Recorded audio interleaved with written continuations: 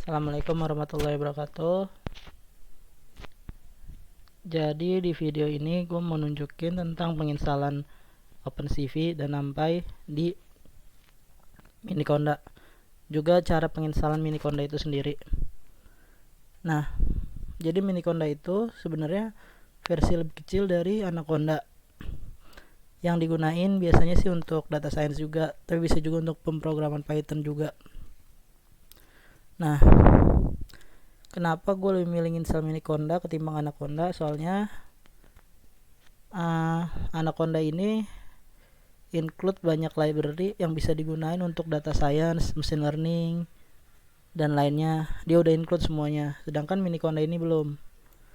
Nah, kenapa gue ngambil Anaconda? Soalnya ini size-nya relatif lebih besar daripada Miniconda. Sedangkan yang kita pengen install itu bukan semua keseluruhan tools atau library dari data science atau machine learning, tapi kita cuma pengen install beberapa doang.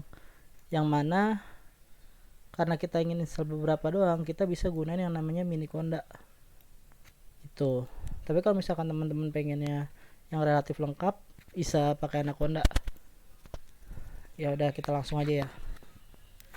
Nah, untuk download sendiri kalian bisa ngunjungin website ini. Ini ada di deskripsi, nanti bisa dilihat. Nah, untuk penginstalannya sendiri, saya sendiri akan pakai Python.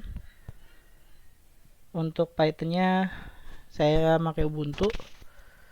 Nah, teman-teman bisa langsung ngeklik aja, nanti akan langsung ngedownload.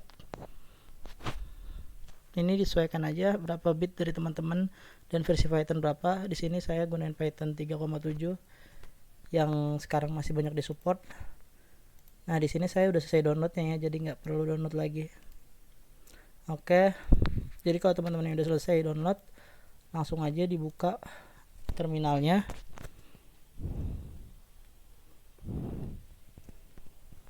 Nah, ini kan udah kebuka nih. Nah, teman-teman langsung ke arah direktori dari file Miniconda-nya.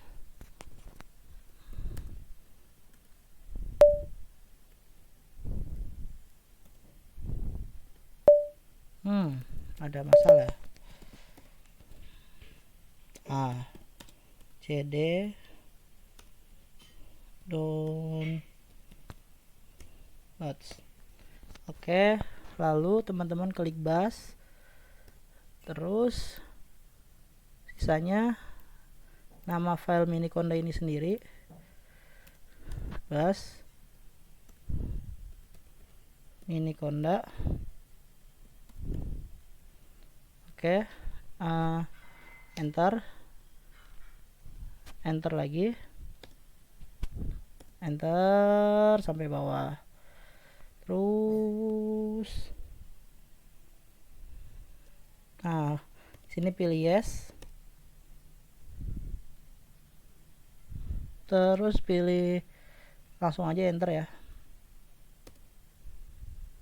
Ini kita default aja di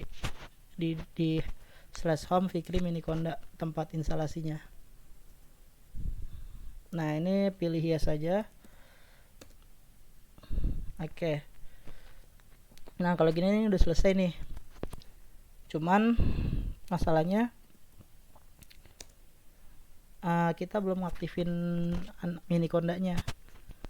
Untuk ngaktifinnya sendiri, kita bisa ngeklik, bisa nulis Conda activate. Maaf, salah.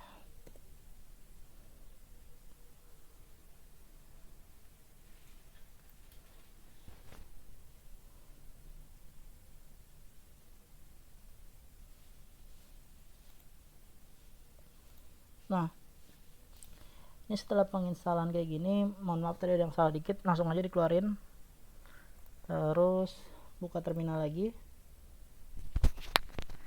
Nah, kalau udah ada tulisan base kayak gini, biasanya udah ke install.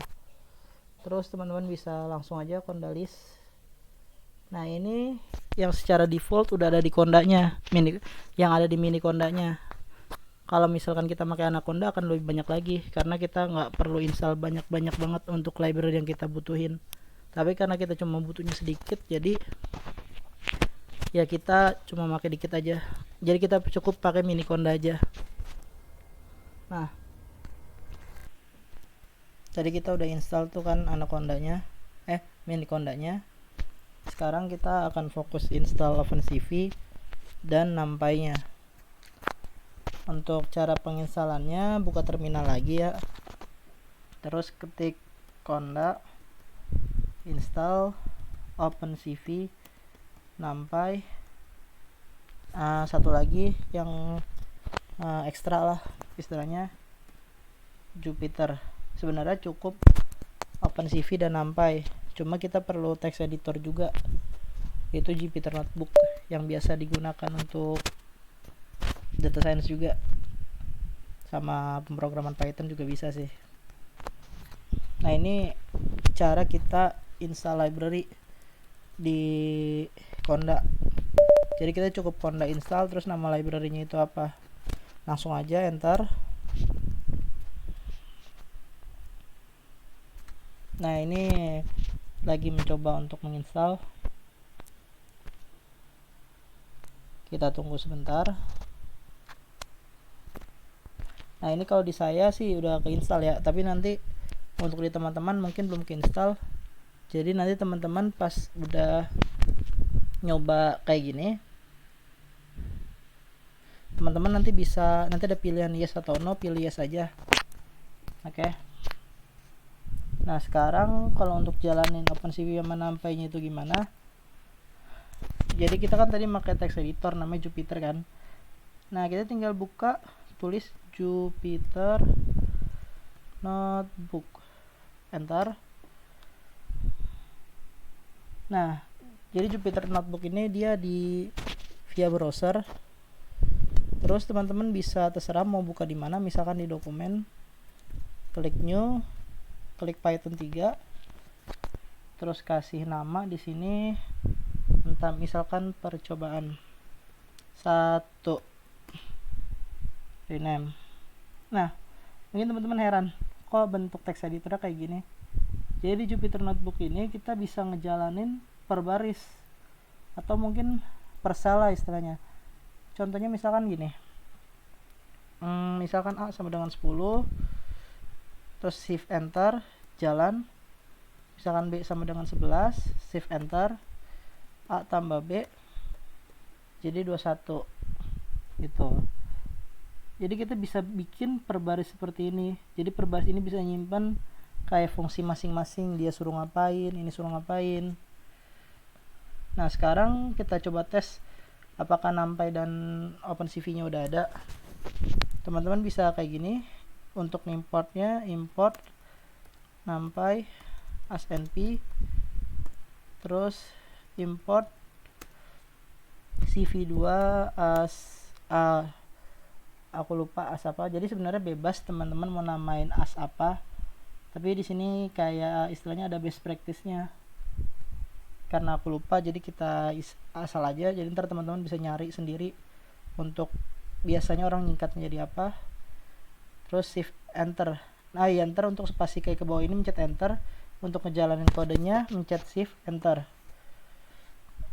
Oke, nah kalau kayak gini kalau nggak ada problem berarti udah bisa nih dijalanin.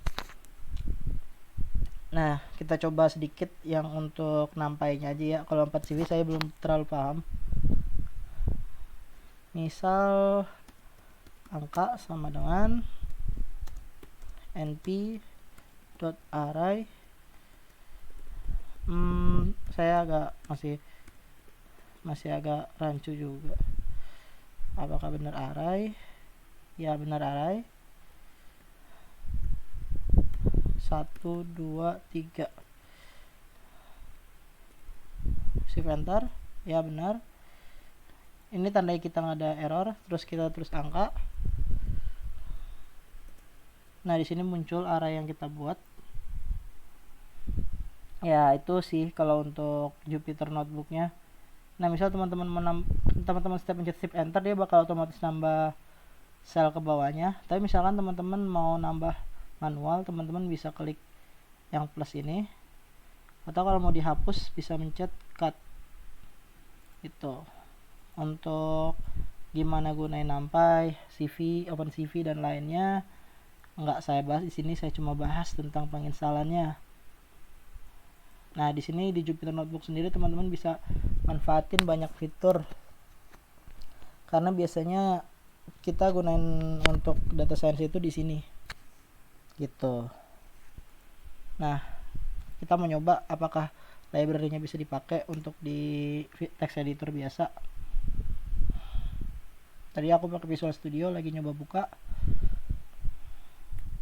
Ya untuk Conda sendiri itu istilahnya kayak dia package manager.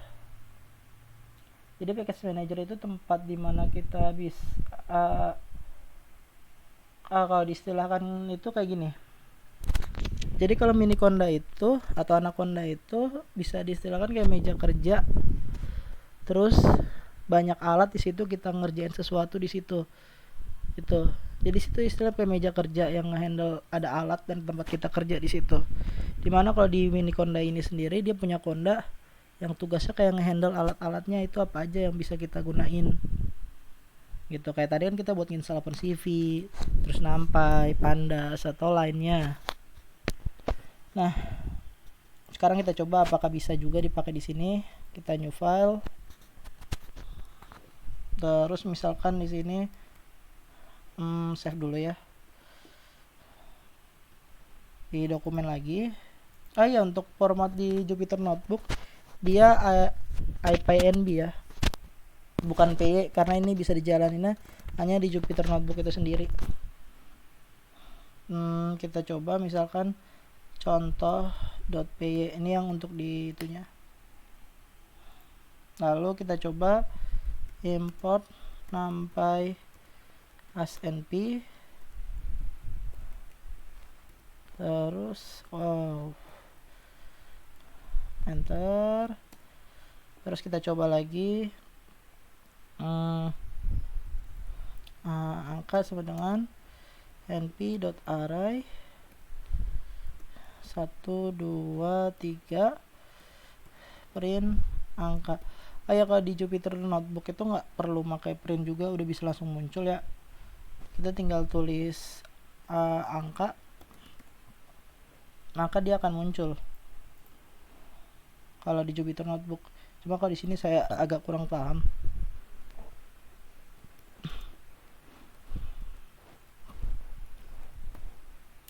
Sorry.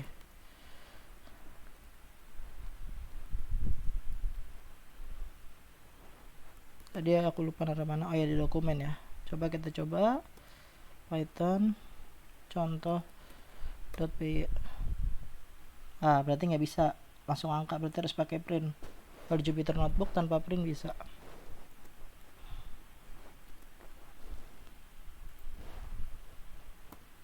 Nah, berarti tadi kita nginstal di Conda, otomatis dia bisa dipakai juga di Visual Studio Code. Tapi sih aku ngerekomendasiin untuk pakai di Jupyter ketimbang Visual Studio Code untuk kebutuhan data science dan machine learning, karena istilahnya ini tempatnya udah banyak istilahnya kayak buat di bantuan alat-alatnya di Jupyter maupun di Conda. Nah, untuk video kali ini segini aja, kurang lebihnya mohon maaf. Wassalamualaikum warahmatullahi wabarakatuh.